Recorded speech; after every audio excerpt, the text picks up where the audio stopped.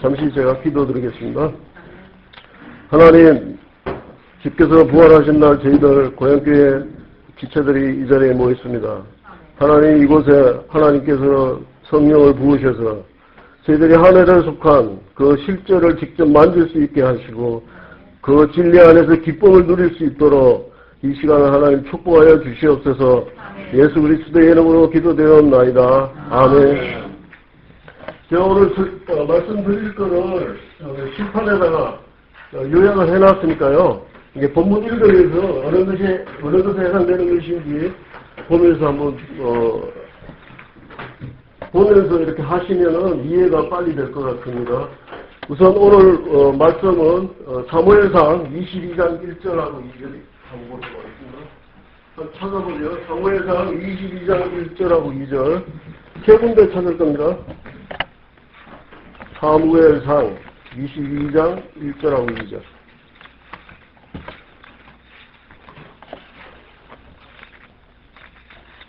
여기 제가 성경 찾을 거를 써놨으니까요. 한번 미리 찾아보시기 바랍니다. 사무엘상 22장 1, 2절입니다.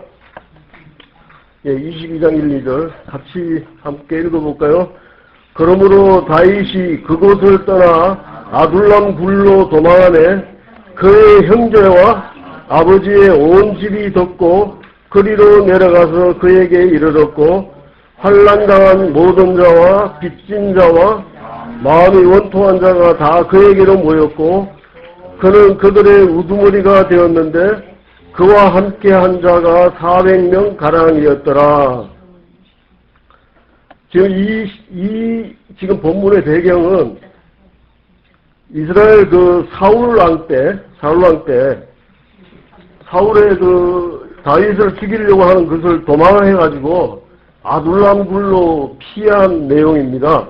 그 아둘람 굴로 피했을 때 그 형제와 아버지의 온 집이 그 소식을 듣고 그리로 내려가서 그에게 이르렀고 환난당한 자와 빚진 자와 마음이 원통한 자가 그에게로 모였다고 되어 있습니다. 이 다윗의 이 성경에 보면은 다윗과 관련해서 세 번의 아주 그 중요한 그 사람들이 모인 사건이 있어요. 세 번 모인 사건이 있는데 그것을 여기다 기록해 놨습니다. 처음 모인 곳이 아둘람굴이에요. 아둘람굴요. 아둘람굴은 여기 제가 지도를 잠깐 그려놨는데 이게 이제 갈릴리 호수고 여기 사해바다고요. 요단강이 있고요. 예루살렘이 여기 있는데 아둘람굴은 요쯤에 있어요. 아둘람굴은 처음에 여기 다윗이 피신했을 때 가족과 형제들과 그리고 환난당한 자들, 그 다음에 빚진 자, 마음이 원통한 자 이렇게 있는데 나중에 제가 요거는 설명드리겠습니다. 이 부분이 전부 다 잘못 해석하고 있어요. 이 글자 이것만 읽으면은 뭐 세상에서 빚지고 뭐 고통받고 무슨 사람들하고 어울리지 못하는 사람들이 여기 모인 걸로 이렇게 잘못 해석할 수가 있는데 전혀 달라요. 이거는 영적으로 전혀 다른 해석이기 때문에 제가 나중에 본문에서 말씀드리겠습니다. 두 번째는 역대상 12장 1절입니다. 역대상 12장 1절. 역대상 12장. 성경 찾는데 시간 걸리니까 천천히 찾아보세요. 제가 읽어드릴게요. 역대상 12장 1절. 찾으면서 그냥 들으세요. 다윗이 기스의 아들 사울을 인하여, 사울랑 아버지 이름이 기스예요. 기스의 아들 사울을 인하여 시글락에 숨어 있을 때 그에게 와서 싸움을 돕는 용사 중에 전자가 있었으니 하고, 역대기는 사실 그 족보나 마찬가지예요. 다시 말하면 하나님의 나라에 속한 자들의 이름이 쫙 나와요. 역대기 보면요. 그리고 그 사람들이 한 일들이 이렇게 나와요. 그 역대기 12장 1절 이하에 그 시글락에 다윗이 숨어 있을 때에 그 모인 사람들 이름이 2절부터 쭉 나오니까 그거는 집에 가서 한 번 더 읽어보셔요. 두 번째 다윗이 숨은 곳이 요 시글락이에요. 시글락은 이제 지중해가 있으면은 여기 이쪽에 블레셋이라는 족속들이 여기 지금 팔레스타인이죠. 지금도 이스라엘이 팔레스타인하고 맨날 싸우잖아요. 그게 블레셋이었어요. 이건 역사가 아주 깊어요. 이 블레셋의 시글락이라는 여기에 다윗이 그때 망명을 가 있었어요. 그때 사람들이 모여들었어요. 두 번째 이렇게 모여들었어요. 그 다음에 세 번째 거는 역대상 12장 23절. 이것도 제가 읽겠습니다. 찾는데 시간 걸리니까. 싸움을 예비한 군대 장관들이 헤브론에 이르러, 이번에는 헤브론에 이르렀어요. 헤브론에 이르러 다윗에게로 나와서 여호와의 말씀대로 사울의 나라를 저에게 돌리고자 하였으니 그 수요가 이러하였더라. 세 번째 다윗이 헤브론에 있을 때 이번에는 군대 장관들이 다윗에게로 모였어요. 모여가지고 사울의 왕국을 이제 다윗에게로 넘겨주는 그 역할을 해요. 그것이 헤브론이에요. 헤브론은 어디에 있는가 하면은 예루살렘에서 한 30km 떨어진 남쪽에 있어요. 헤브론은. 유대 지역, 신약에서도 유대 지역이라는 곳이에요. 헤브론에. 요렇게 세 번을 아주 중요한 모임이 있었어요. 그 다윗의 역사를 보면요. 이것이 가지고 있는 게 영적으로 어떤 의미가 있는지 그것을 말씀드리겠습니다. 오늘 제목은 영적 회복의 길인데요. 이렇게 제가 1, 2, 3을 거꾸로 써놨어요. 왜 그러냐면 이거 올라가야 되기 때문에. 아둘람, 시글락, 헤브론. 우리도 신앙생활 하면서 이 과정을 거쳐야 돼요. 이 과정을 거쳐서 우리가 최종적으로 교회 모일 때는 이 헤브론에서 우리가 모여야 돼요. 그걸 오늘 제가 말씀드릴게요. 그것이 영적으로 회복되지 않으면은 맨날 육신적으로 오늘 아침에도 성경 공부했듯이 롯처럼 살다가 그냥 주님 앞에 가는 거예요. 우리가 오늘 아침에도 성경 공부할 때 그런 이야기가 나왔잖아요. 이거는 이 시대적인 배경을 잠깐 말씀드리면은 사울과 다윗이 사울왕이 먼저 왕으로 기름 부음을 받고 또 나중에 다윗이 기름 부음을 받잖아요. 아직 왕으로 있을 때 다윗이 기름 부음을 받아요. 그때가 언젠가 하면은 주님 오시기 전 한 1100년 전이니까 지금으로 말하면 한 3000년 전에 이 사건들이 있었던 거예요. 3000년 전에요. 아브라함이 활동할 때가 주님 오기 2000년 전이니까 아브라함은 4000년 전에 지금으로 말하면 4000년 BC 이 시대적인 배경이 BC 1100년경쯤 될 때 일어난 일입니다.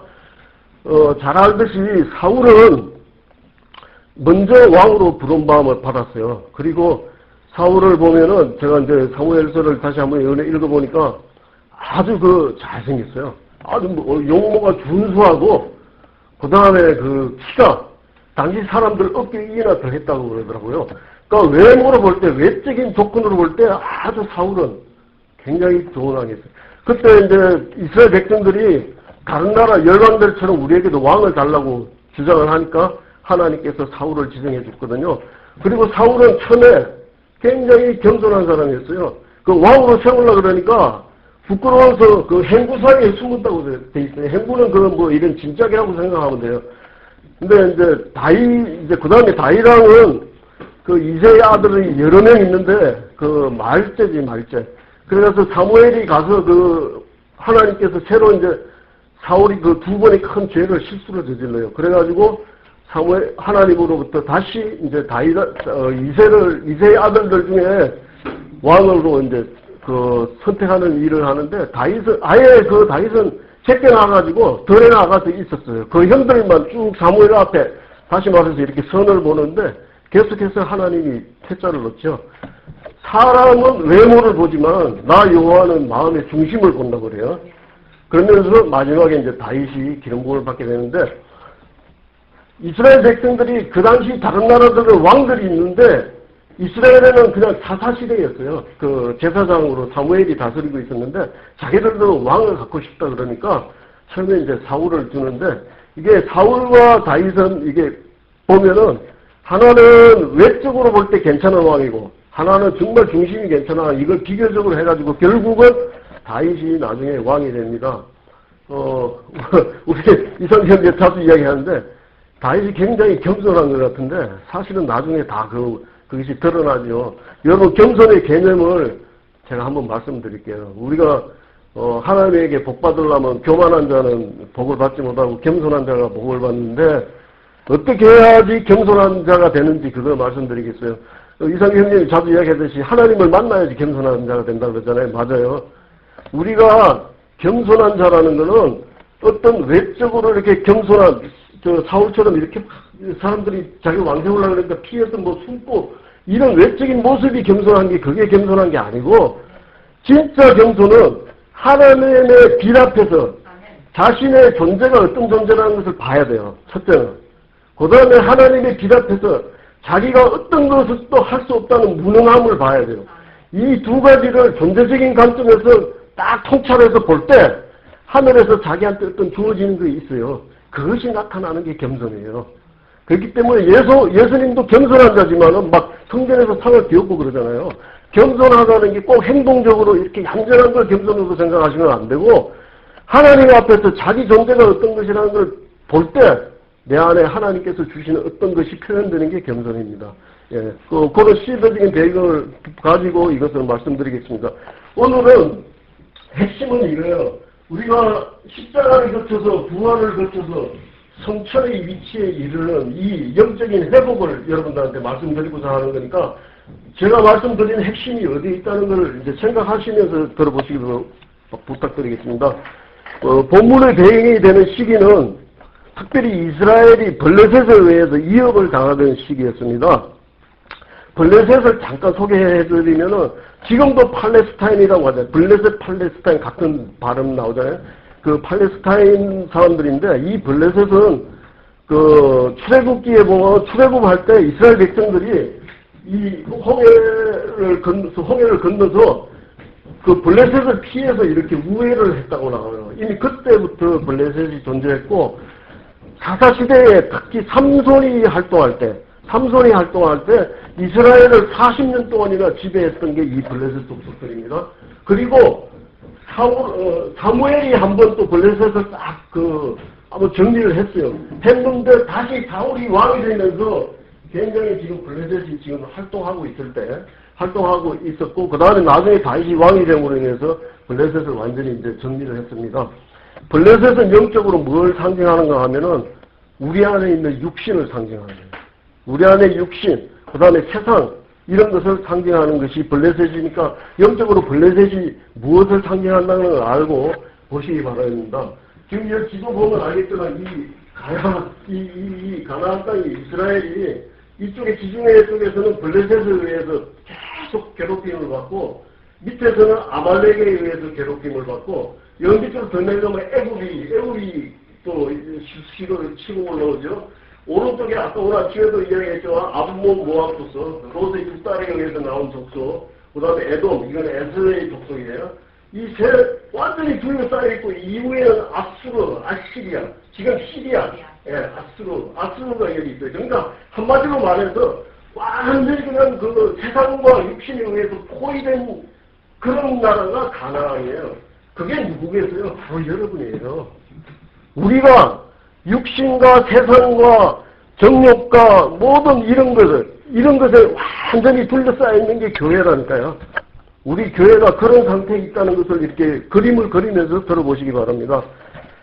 블레셋은 항상 그 이스라엘의 그 생명을 깔아먹는 그런 역할을 했고, 또 그 다음에 또 하나님께서 이 블레셋을 들어가지고 이스라엘의 그 무능함과 약함을, 영적으로 약한 것을 드러내는 도구로 이것을 사용했어요. 블레셋을 드러내는 수단이었습니다. 주님께서는 항상 어떤 상태가 드러나도록 하기 위해서 특별한 것을 사용해 오셔요. 여러분들이 삶 가운데서, 신앙생활 가운데서 고난을 받고 어려움을 겪고 환난을 겪는 이유는 하나님이 그런 환경들을 통해서 여러분의 정확한 상태를 드러내주기 위해서 사용한다는 겁니다. 바로 블레셋이 그런 역할을 했어요. 블레셋이 나쁘지만은 저 블레셋이 없으면은 이스라엘이 하나님 앞에 비답해서 내가 어떤 존재라는 걸 볼 수가 없기 때문에 이 블레셋을 사용한 것입니다. 그것은 이 블레셋은 그 하나님의 백성의 영적인 연약함을 덜어내기 위해서 사용했습니다. 그러면 우리는 왜 블레셋 앞에서 그렇게 이스라엘이 무력했는지 물어보아야 합니다. 여러분이 왜 육신 앞에서, 저 자신도 마찬가지예요. 여러분들도 공개적으로 말은 못하지만은 누구나 다 뭔가가 있어요. 꼭 넘어지는 뭔가가 있다니까요. 그게 뭐 여러 가지가 있을 수 있어요. 그거를 정말 어떨 때는 부끄러워서 남한테 차마 이야기 못하는 그런 것들도 있을 거예요. 그것이 바로 여러분의 블레셋이라고 생각하시면 됩니다. 그것은 왜 그러면은 그 이스라엘이 이 블레셋 앞에서 계속 그 약하고 사울도 왜 결국은 어디서 누구한테 죽었는가 하면 블레셋한테 죽었어요. 블레셋한테 죽었는데 나중에는 자기 칼로 자기가 스스로 자결해서 죽어요. 왜 우리가 이렇게 블레셋만 나오면은 우리가 연약함이 드러나는가 하면은 블레셋하고 이스라엘 백성하고 공통점이 있었기 때문에 그래요. 여러분들도 세상이나 육신과 공통점이 없으면은 여러분은 승리할 수 있어요. 그런데 여러분이 세상에 넘어지고 육신에 자꾸 굴복하는 것은 여러분과 그것과 사이에 공통점이 있기 때문에 그렇다는 거예요. 그 말은 뭔가 하면 우리 안에 육신을 사랑하는 그게 있다는 거예요. 육신을 사랑하는 게 있고 또 세상을 사랑하는 게 있기 때문에 그 육신이나 세상이 우리 앞에 나타나는 우리가 약함이 그냥 드러나는 거예요. 이때도 마찬가지였습니다. 계속 블레셋에 의해서 침공을 받고 쫓아내면 나중에 또 세력이 강성해져 가지고 또 침공하고 사울 때는 아주 블레셋 때문에 골치를 많이 썩었어요. 이 블레셋은 흔히 우리에게 어떤 말로 알려졌는가 하면 다윗이 이 골리앗에 이런 말을 썼어요. 다윗이 처음엔 이스라엘에 이제 사울 왕 앞에 나타나서 블레셋에 의해서 이스라엘 백성들이 막 두려워서 어떻게 할 수가 없을 때 특별히 블레셋에는 골리앗이라는 거인 장수가 있었어요. 굉장히 강한 장수가.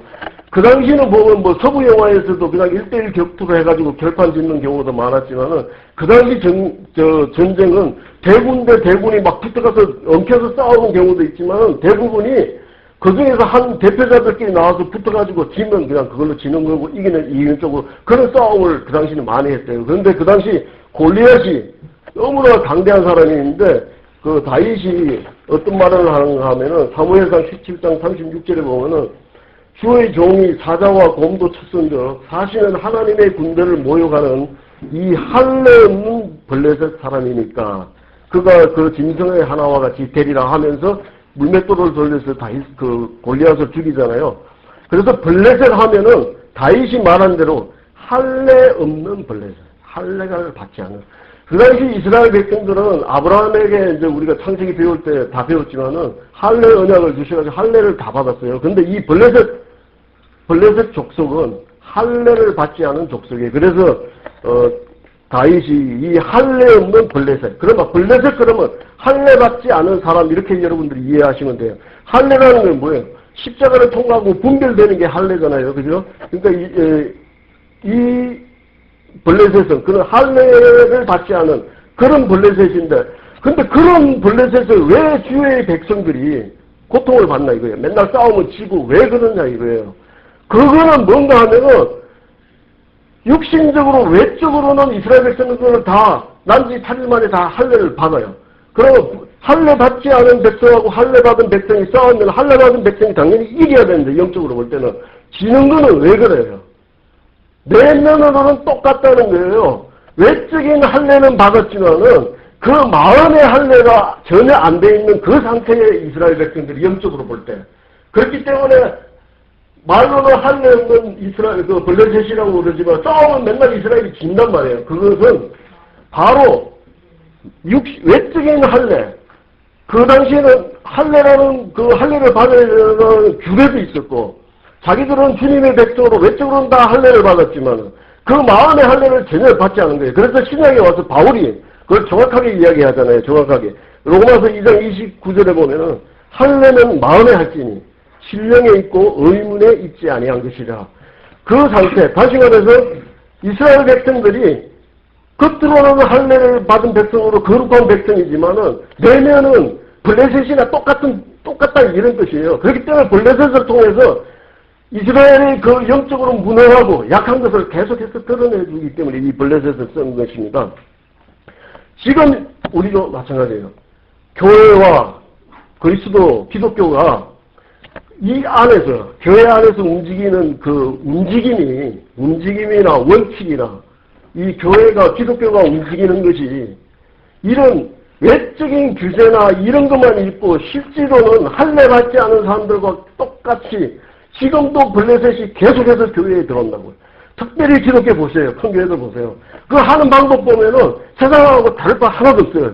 심지어 예배하는 방법도 세상하고, 난 온누리교회는 참 칭찬받는 교회인데, 온누리교회 한 번 갔는데, 딱 들어가니까 뭐 성경도 아무것도 필요 없더라고. 딱 이렇게 앉아서 있으면 그냥 프로젝션으로 쌓아가지고 뭐 찬송 나오지, 찬양 나오지, 뭐 찬양도 기가 막히잖아요.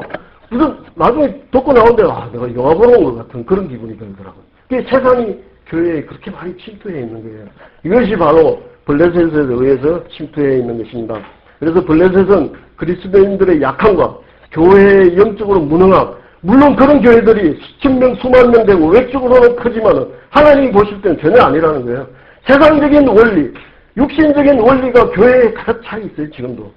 그것을 블레셋을 통해서 드러내잖아요. 그래서 요즘 특별히 기독교가 욕을 많이 먹잖아요. 세상 사람들한테. 너희들 기독교 믿는다 그러지만 차라리 우리보다 못하다는 거예요. 내가 봐도 그래요. 오히려 세상 사람들보다 우리가 선행도 더 못하고 세상 사람들보다 더 구제도 못하고 이러니까 세상 사람들이 교회를 우습게 여기는 거예요. 그래서 전도의 문이 많이 방해가 되는 것이 그만큼 교회나 세상이나 다를 바가 없다는 거예요. 이 당시 이스라엘이나 블레셋이나 똑같다는 거예요. 그것을 드러내주기 위해서 블레셋에 의해서 계속해서 고통을 받은 것입니다. 그러면 여기서 벗어나서 우리가 하나님이 원하는 그런 것을 회복하는 길이 무엇이냐, 그것을 지금부터 말씀드리겠습니다. 첫 번째는 우리가 오직 하나님께로 분별된 그런 믿음의 생명을 가지고 있어야 됩니다. 이스라엘이 이런 상황에 있을 때 다윗이 등장하게 됩니다. 교회에 있어서 세상적인 원리의 모형인 사울을 대하여 다윗이 등장하게 된 것입니다. 그리고 우리는 다윗에게 본문이 말하는 세 번의 이런 모임들을 보게 됩니다. 그들은 지금 말한 것과 관련하여 매우 중요한 의미를 가지고 있습니다. 다윗은 하나님께로 분별된과 믿음의 생명을 나타내 줍니다. 이스라엘은 열방과 같이 우리에게 왕을 세워달라고 하였습니다. 이것은 왕을 세워달라고 한 이유는 뭔가 하면은 쉽게 말하면 이거예요. 우리가 뭐 볼 수 있는 것, 만질 수 있는 것, 기댈 수 있는 어떤 것을 달라는 그런 뜻이에요. 하나님은 눈에 안 보이잖아요. 눈에 안 보이는 하나님이 믿음으로 우리의 주가 되고 왕이 되어야 되는데 세상 나라들은 보니까 왕들이 다 있고 그 왕이 뭐 전쟁도 하고 뭐 통치도 하고 하니까 쉽게 말해서 열방과 같이 왕을 세우다는 말은 뭐 손에 좀 잡히는 걸 달라는 거예요. 우리가 지갑에 돈이 5만 원짜리가 가득 있으면 든든하잖아요, 여러분. 그거랑 똑같은 거예요. 그 왕을 달라는 거는 바로 믿음의 생명과는 전혀 대치되는 그런 것을 요구한 것입니다. 그러나 주님께서는 그렇게 사무엘에게 이런 말을 합니다. 그들이 나를 버려 자기들이 왕이 되지 못하게 하느니라 이렇게 말하는 거예요. 그래서 왕을 달라는 것은 다시 말해서 눈에 보이는 손에 잡히는 그런 왕을 원했던 것입니다. 그들은 믿음의 생명을 저버린 것입니다. 그래서 다윗이 세상의 원리와 세상의 영과 세상적인 관점으로부터의 분리를 요구하는 하나님의 믿음의 원리로서 등장을 하게 된 것입니다. 그리고 하나님이 그와 함께하며 그에게 하나님께서 자신을 위탁한 것이 분명해진 다윗이 하나님의 주권에 의해서 머지않아 하나님의 백성들을 시험하는 위치에 서게 됩니다. 이 다윗은 그런 이스라엘, 사울은 육신적인 원리를 대표하는데 다윗은 믿음의 원리로 왔어요. 그러면 백성들이 과연 다윗 편에 서느냐 아니면 사울 편에 서느냐 이것을 분별해주는 하나의 시험지와 같은 역할로 다윗이 들어왔다는 거예요. 그래서 이 사람들은 믿음의 편에 선 사람들이에요. 이 사람들은 믿음의 편 사람들이고 그 당시 대부분의 사람들은 사울 편에 서고 사울이 왕으로서 다스리는 그 제도를 즐겼습니다.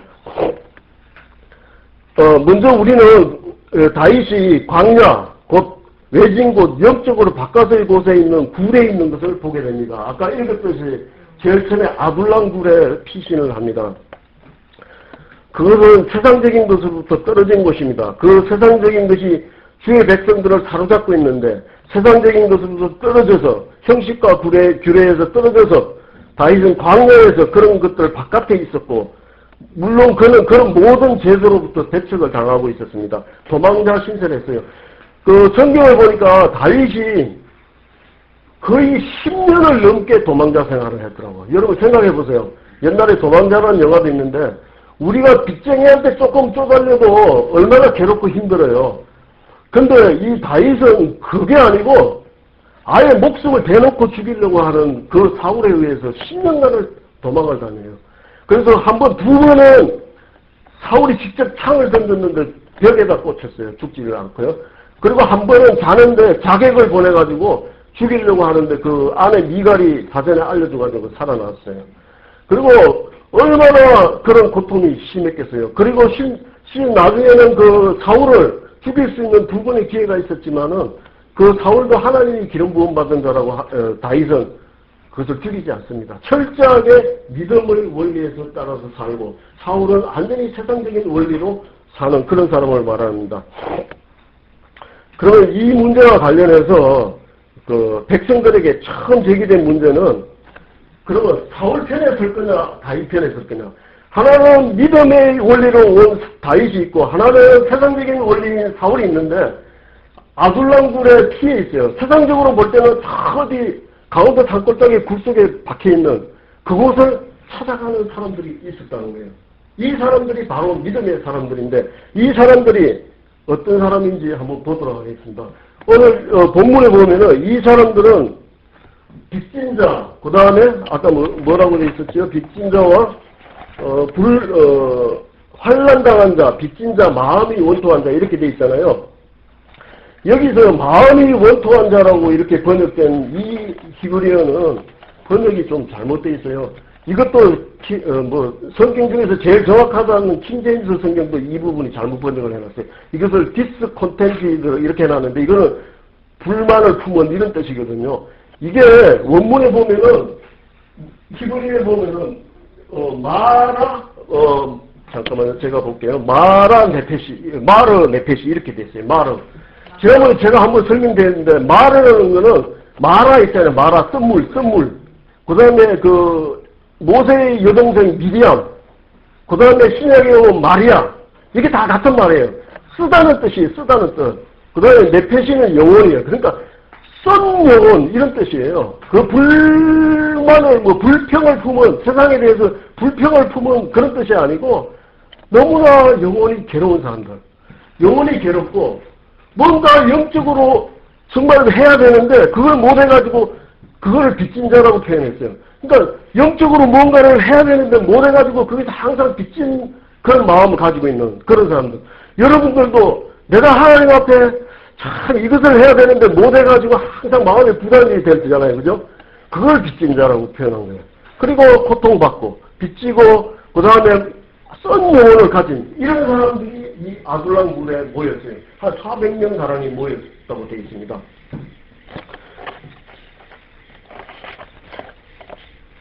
이 사람들은 이 아둘람 굴에 그 다윗과 함께 하면은 이 사람들도 같이 쫓기게 되는 거예요. 같이 쫓기게 되는 것도 알고 그 다음에 이 자기 그 사는 곳에 살면은 평안하게 잘 살 수 있는데 굳이 아둘람 굴로 다윗을 찾아갔어요.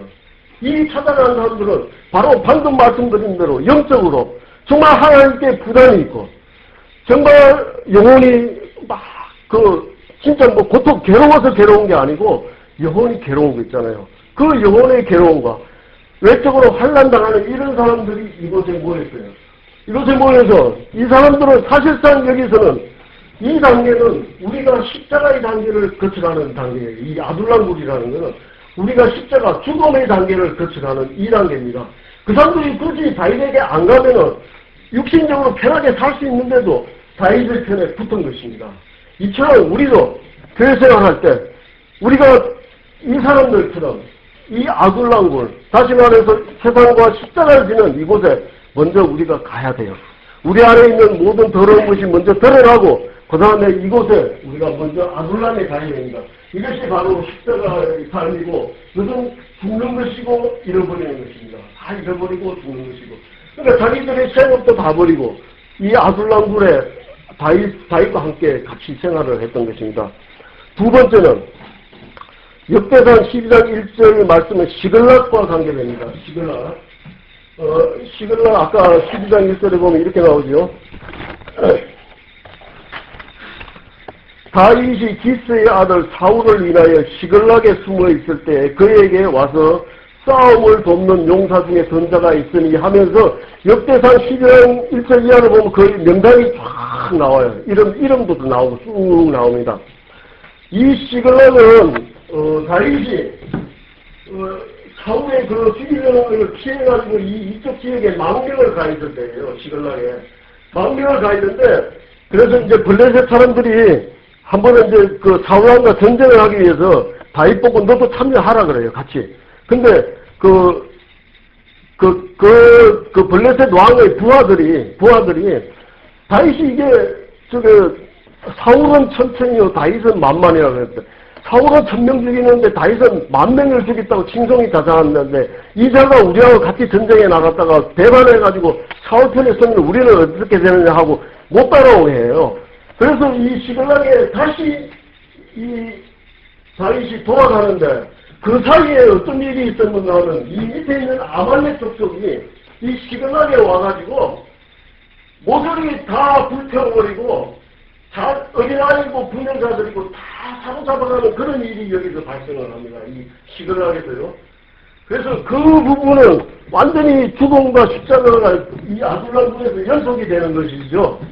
심지어 그 다윗의 두 아내인 아히노암과 아비가일도 붙잡혀갔어요. 그래가지고 막 백성들이 너무나 실망해가지고 사무엘상 30장 4절에 보면은 얼마나 이 사람들이 기가 막혔으면은 울 지력이 없어서 울지 못할 때까지 울었다고 나와요. 여기서 힘이 없어서 이제 더 이상 울 수도 없는 그 상태까지 이 사람들이 얼마나 자기 가족과 재산과 아이들과 부녀자들 자기 부인들이 다 잡혀갔으니까 이 아말렉한테요.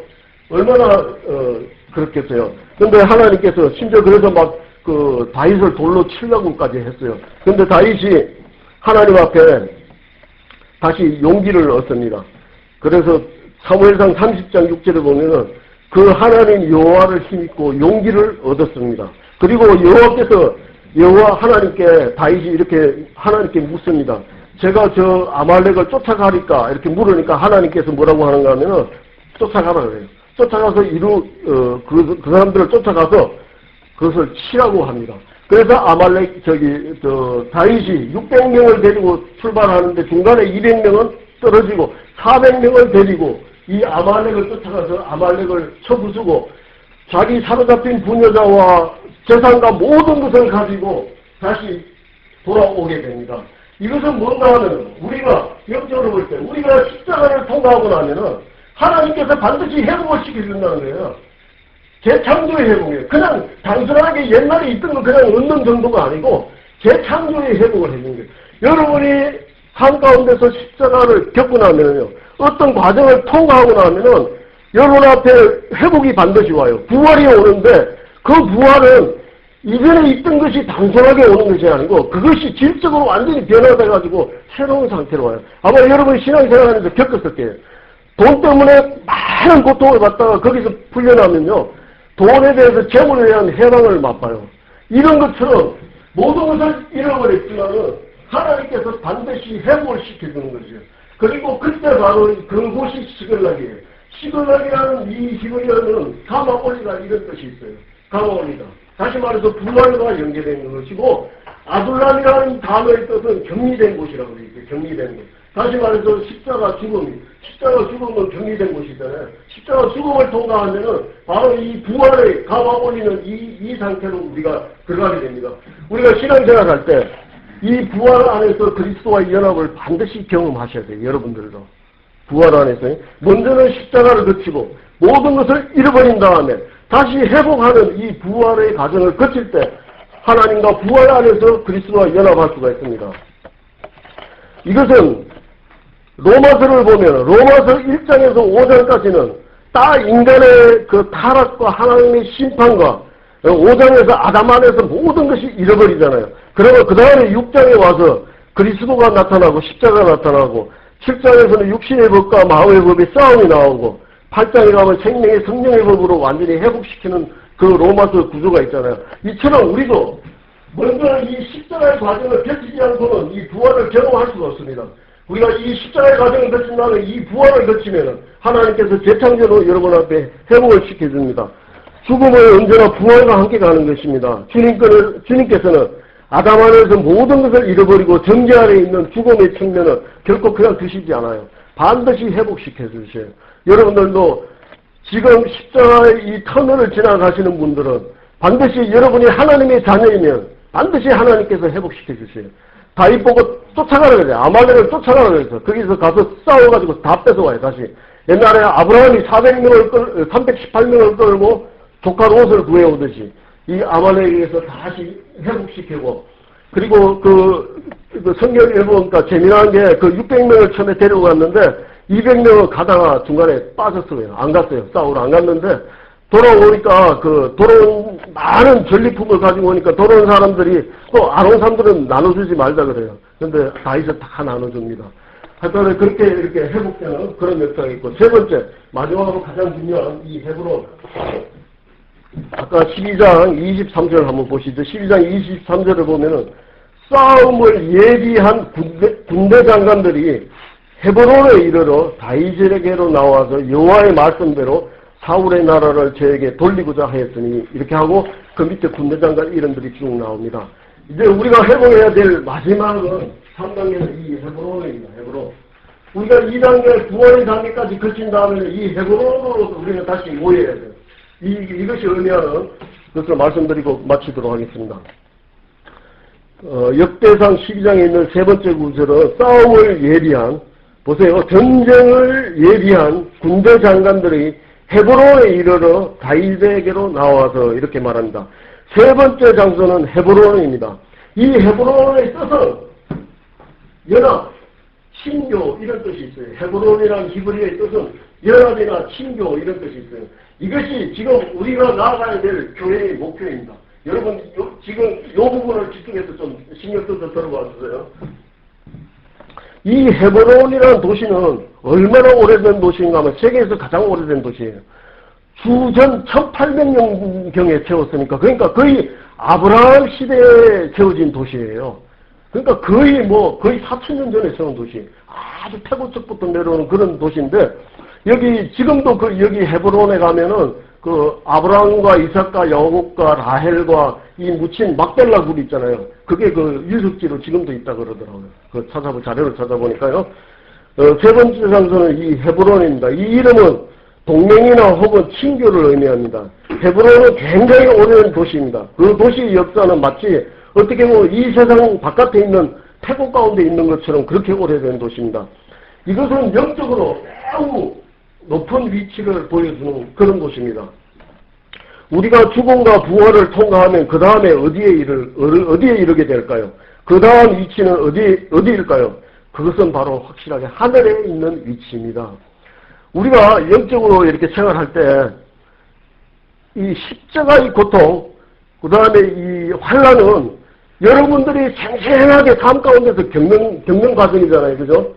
여러분들이 어려움을, 재물로 어려움을 받든지 아니면 건강의 어려움을 받든지 이런 거는 이 땅에서 여러분들이 거치는 생생한 십자가 체험이에요. 그 다음에 부활은 하나님께서 언젠가 그것을 주는 체험이에요. 그 다음에 이 헤브론에 있는 체험은 여러분 영적으로 여러분 안에서 하늘에 있는 차원에서 일어나는 그것입니다. 요 부분이 우리가 앞으로 교회에서 그동안 너무 소홀히 했는데 이 부분을 우리가 의미를 오늘 정확하게 알고 우리 교회가 나가야 될 방향이 바로 이 헤브론이라는 것을 말씀드리겠습니다. 바로 이 헤브론에서 다윗이 왕권을 얻었습니다. 다시 이제 정식으로 여기서 헤브론에서 왕이 등극을 하게 됩니다. 이 세상에서는 없을 것 같던 그분의 하늘에 속한 높아지심과 통치에 관한 모든 의문들이 우리가 헤브론에 이를 때 우리 앞에 나타나는 것입니다. 우리는 이것이 의미하는 것이 바로 우리가 로마서를 통과하여 여러분 에베소서에 이르는 게 여기까지가 로마서라면 로마서에서 부활을 경험했다면 이 헤브론은 바로 에베소서입니다. 에베소서는 하늘에 있는 우리의 위치를 말해주잖아요. 에베소서요. 우리는 반드시 이 부활의 것들을 이 하늘에 있는 에베소서의 위치에 이르러야 돼요. 이것은 하늘에 있지만은 하늘이라는 게 사실은 여러분 안에 있는 것입니다. 하나님의 보좌가 여러분 마음 가운데 있어요. 저 하늘에 있다고 생각하면 안 돼요. 우리 안에 있는 이 마음의 보좌에 헤브론에 우리가 올라가서 거기서 기쁨과 그 누림을 가져야 돼요. 그것을 오늘 말씀드리겠습니다. 하나님께서 그것은 그리스도 예수 안에 있는 하늘의 곳입니다. 헤브론이라는 것은 하나님께서 죽은 자들 가운데서 다시 살리시고 하늘에서 자기 오른편에 앉히사 모든 정사와 권세와 능력과 주관하는 자와 이 세상뿐만 아니라 오는 세상에 있는 모든 이름에 뛰어나게 하시고 다윗은 지금 보좌에 나오고 있습니다. 그리고 그곳 헤브론에서 그에게 왕권을 돌리고자 하는 많은 사람들이 그에게 모여 있습니다. 이것은 모형으로 볼 때 하늘에 있는 교회를 말하는 것입니다. 우리는 여기서 이 세상 바깥에 있는 친교를 보게 됩니다. 이 헤브론이라는 게 의미가 연합과 친교가 걸렸잖아요. 연합과 친교. 그것은 하늘에 있는 성체 안에서 그리스도에 연합할 때 우리가 이 연합과 친교를 누리게 되는 것입니다. 여러분이 우리가 정말 부활의 기쁨을 누리고 우리가 이 하늘의 위치에 올라가게 되면은 여러분 안에 기쁨이 생겨요. 여러분 진리를 깨닫고 진리가 여러분을 이기는 자로 만들어서 이 헤브론에 도착하게 하면은 여러분 안에서 기쁨을 누리고 즐거움을 누리게 된다. 제가 이게 순서가 없는데 제가 읽으면서 말씀드리겠습니다. 여기에는 세상적인 모임이나 기구와는 다른 무엇인가가 있습니다. 땅 위에 있는 어떤 지표와 같은 주위의 사람들의 모임을 뛰어넘는 무언가가 있습니다. 그것은 헤브론처럼 주전 1800년경 세운 가장 오래된 도시로부터 나온 어떤 것, 그 세상의 기초를 놓기 전에 나온 어떤 것입니다. 창세 전에 그리스도 안에서 우리를 택하신 교회는 영원한 하나님의 배필입니다. 그것은 하늘에 속한 것이며 하늘에 속한 위치이며 하늘에 속한 친교입니다. 그러나 심지어 지금 교회 안에서 있는 것처럼 세상적인 요소를 가진 영 안에서 그 접촉이, 그 교제가 그리고 하늘에 속한 성리와 기쁨이 끊어진 것입니다. 우리가 주일날 이렇게 모일 때 여기에 정말 이렇게 세상적으로 TV를 본다든지 영화를 본다든지 아니면 맛있는 음식을 먹는다든지 이 감각적으로 느끼는 그 쾌락 말고 여러분이 교회에 올 때는 그 하늘에 속한 기쁨이 있어야 돼, 이곳에. 그 진리를만 주고, 그 기쁨이, 그 친교가 교제가 있는 곳이 바로 헤브론이에요. 이 헤브론에서 이 사람들이 3일 밤낮을 먹고 마시고 놀았다고 돼 있어요. 이 사람들이. 멀고. 그리고 다른 구절에 보면은 일주일 동안 연애를 하고 그것도 부족해서 7일 더 연장합시다. 이런 이야기가 나와요. 교회가 바로 그런 곳이 되어야 돼요. 우리가 십자가 부활을 통과하고 에베소서에서 성천의 위치에 이르면은 이곳에 진리와 생명과 하늘에 속한 것이 충만하면은 교회에 오면 너무나 기뻐야 되는 거예요. 세상이 주는 그 말초적인 기쁨이 아니고 진리 안에서 느끼는 그런 기쁨이 교회가 충만해야 되는데 일반 교회에서 보세요. 거기서 뭐 찬양한다고 저는 아가씨들 막 이러고 기쁜 것 같은데 그냥 속 돌아서는 그걸로 끝이에요. 내가 볼 때는. 그 참 기쁨이 아니에요. 우리가 겪는 기쁨은 우리가 영 안에서 하늘에 속한 진리로서 깨우침을 받을 때 그럴 때 기쁨이 누리고 이 성도 간의 교제가 이 상태 안에서 같이 고난과 부활을 거쳐서 성천 안에 들어가면은 말은 안 해도 이 성도 간의 기쁨의 교제가 여기에 있는 것입니다. 이것이 있어야 교회가 정상적인 이 헤브론에 위치해 있는 교회인데 그런 교회가 이 세상에 있단 말이에요. 지금 우리나라에서 얼마나 있어요. 우리 형제님은 처음에 회복 갔을 때 그런 걸 느꼈대요. 집회하면은 나중에 형제들하고 헤어지기가 싫었대요. 그 일시적인 뭐 그런 걸 맛보신 거예요, 형제님은. 교회가 바로 그런 곳이 되어야 됩니다. 그래서 이 헤브론이라는 단어의 뜻이 연합이로 친교고 하늘의 기쁨을 누리는 곳이 바로 이 교회가 돼야 되는데 그렇게 되려면 우리가 이 십자가와 부활을 거쳐서 성천의 위치까지 여러분들이 연결이 올라가야 되는 거예요. 올라가면 이곳에서 하늘의 기쁨과 그 기쁨의 누림이 있는 거예요. 같이 이제 우리가 앞으로 정말 이 만찬 같은 거 얼마나 좋아요. 다 주님의 상을 가운데 놓고 둘러서서 그 떡을 같이 나누고 할 때 그 기쁨이라는 게 얼마나 크겠습니까? 이 사람들도 헤브론에서 3일 동안 계속 연애하고 먹고 마시고 그렇게 했던 그 기쁨이 너무나 커서 내가 구절 찾아놓은 걸 내가 지금 얼른 못 찾겠네요. 교회는 바로 영적으로 이 십자가 부활을 거쳐서 바로 이 성천의 위치에 이르러야 됩니다. 이 성천의 위치는 어떻게 할 때 주어지는가 하면은 여러분들이 진리를 깨달아야 돼요. 이 말씀에서 생명을 깨달아야 돼요. 먼저 깨닫고 서로 간에 형제 간에 서로 사랑이 있을 때 이런 영적으로 기쁨을 누릴 수 있습니다. 그리고 이 기쁨이 있을 때 하늘의 기쁨이 있을 때 이 사람들이 모인 용사들이 전쟁을 위해서 무장하고 나왔다고 12장 23절에 나오고 율법상 12장 23절에 전쟁을 위해서 예비한 장사들이 이 헤브론에 나왔다는데 지난번에도 제가 이기는 자가 설명드렸지만은 여러분들이 이 상태에 있을 때 우리의 영적 싸움이 이기는 것이지 이 기쁨과 이런 것이 없을 때는 여러분의 영적 싸움은 절대로 못 이깁니다. 백전백전입니다. 그렇기 때문에 우리가 교회에 나가야 될 길은 바로 이곳입니다. 그러면 교회 오지 마라 그래도 오면은 막 너무 기쁜 거예요. 그렇기 때문에 오지 않을 수가 없는 거예요.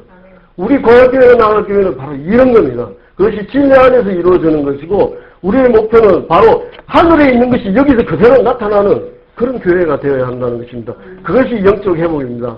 우리가 이 영적 회복을 위해서는 십자가와 부활과 성천의 이 3단계를 거쳐서 그것을 이 교회에서 누릴 때 그 다음에 갈 곳은 어디예요? 세예루살렘이에요. 그 다음은 세예루살렘이에요. 그건 우리가 영원히 갈 것이지만 우리 교회가 참으로 앞으로 그런 교회가 되기를 원합니다. 그러려면 우리가 정말 그러기 위해서는 전제 조건이 하나 있어요. 지금 기독교나 교회의 모든 문제가 어디서 나온다고 생각하는지 여러분. 그 모든 문제는 말은 안 해서 그렇지 그 교회나 그 기독교에 머리가 주님이 아니고 누군가 사람이 머리를 하려고 하는 일 때문에 이런 모든 게 끊어져요. 안 돼요.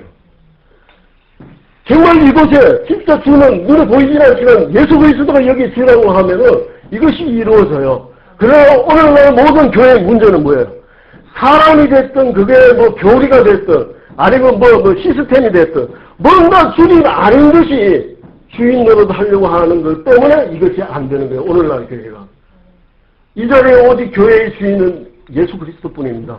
예수 그리스도를 우리가 머리로 삼고 우리가 다 내려놓을 때 이곳에 아름다운 이런 친교와 성천의 기쁨이 교회가 넘치고 우리 교회가 그런 이런 성천의 기쁨이 넘친다면 막 얼마나 좋겠습니까? 그러나 이런 교회는 참으로 찾기가 쉽지 않더라고요. 저도 그런 교회를 찾으려고 많이 노력했는데 쉽지 않더라고요. 앞으로 우리 고향교회가 앞으로 그런 교회가 되기를 원합니다. 기도하시겠습니다. 하나님 은혜를 감사합니다. 영적 회복하는 그 3단계 길을 다윗의 그 3번의 중요한 모임을 통해서 배웠습니다.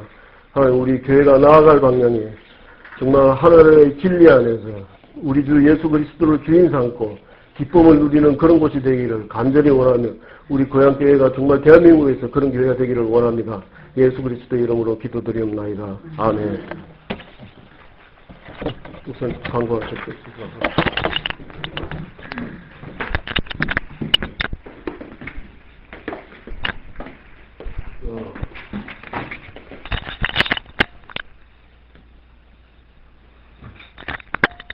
여러분들이